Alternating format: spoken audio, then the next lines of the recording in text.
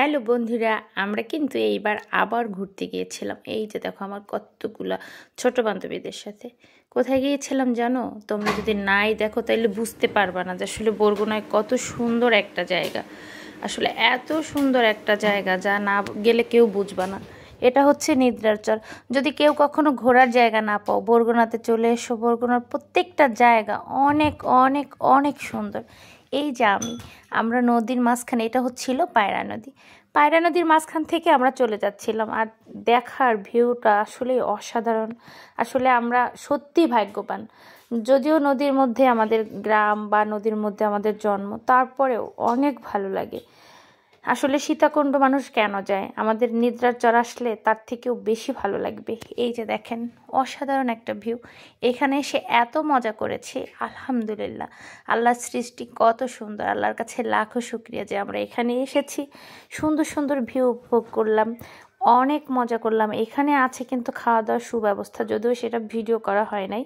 আমি ছোট বান্ধবীদের সাথে এসেছি। এই যে আমার মা জননী, দেখেন সে নদীর মাঝখানে নেমে কি মজা করেছে, আপনারা বুঝতেই পারবেন না যে এত মজা করেছে। আলহামদুলিল্লাহ, আসলে মজার শেষ নেই। এই জায়গাটা দেখে না ভালো লাগবে? এই যে দেখেন আমরা কতজন গিয়েছিলাম, আরও আছে, ওরা ভিডিওর মাঝখানে আসে নাই। কিন্তু আমি একটু পানির মধ্যে নেমে শাড়ি পরে গিয়েছিলাম, পানির মধ্যে নেমে ধুমধাম করে মজা করতে চেয়েছিলাম, বাট নামলামও, অনেক মজা করেছি। এরপরে আসি আমাদের জায়গাটা দেখার জন্য। আপনারা প্রত্যেকটা কর্নারে, প্রত্যেকটা স্তরে এত সুন্দর, দেখলে মনোরম দৃশ্য, আপনাদের ভালো লাগবে। যারা এখনও আসেন নাই বরগুনাকে, যারা খাতারগাট্টি বলে তাদেরকে বলি, দেখেন আমাদের কি মজাই না করেছি। এরপরে ড্রেসটা চেঞ্জ করে নেমে পড়েছি। আমার তো সোজা কথা, পানি থেকে উঠতেই মন চাইছিল না। একাধারে কিন্তু আমরা 2 ঘন্টা ভেজেছি। এই যে মজা করতেছে, তার তো কোনো হুঁশই ছিল না, শুধু পানি আর পানি। মজা করবে কেমনে?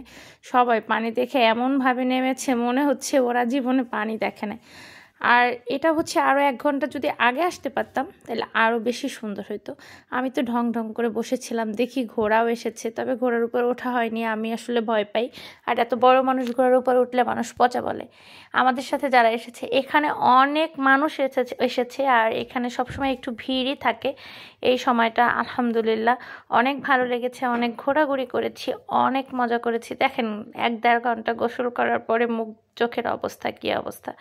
আপনারা যদি কেউ আসতে চান চলে আসতে পারেন, কুয়াকাটা যেতে হবে না, এখানে আসলে হবে। এখন আগে এখানে খাওয়ার ব্যবস্থা ছিল না, এখন খাওয়ার ব্যবস্থা আছে, গোসলের ব্যবস্থা আছে, তারপরে চেঞ্জ করার ব্যবস্থা আছে। আমি তো একদম সাগরের মাঝখানে চলে গিয়েছিলাম ওদের সাথে, যদিও সাঁতার জানি না, তারপরেও চলে গেছিলাম। এখানের পানিটাও কিন্তু লবণাক্ত না।